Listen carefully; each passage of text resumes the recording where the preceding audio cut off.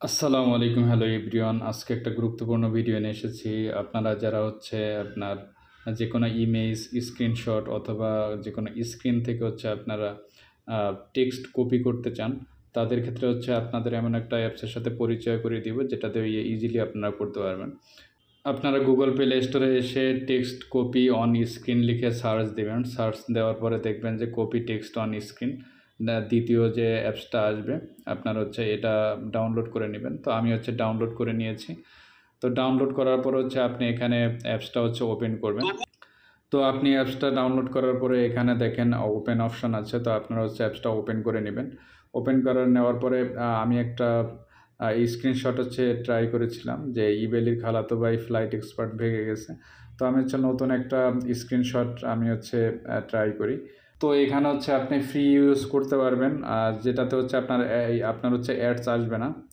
দেখেন আমি একটা স্ক্রিনশট কিন্তু এখানে নিয়েছি। নেওয়ার পরে উপরে দেখেন আপনার ক্রপের অপশন আছে। তো আপনি যদি ক্রপের এখানে ক্লিক করেন, তাহলে আপনি এটাকে টোটালটা ক্রপ করে নিতে পারবেন। নেওয়ার পরে আপনি টোটালটা এখান থেকে কপি করতে পারবেন। তারপরে উপরে দেখেন ডান পাশে টিক চিহ্ন, তো এখানে ক্লিক করবেন।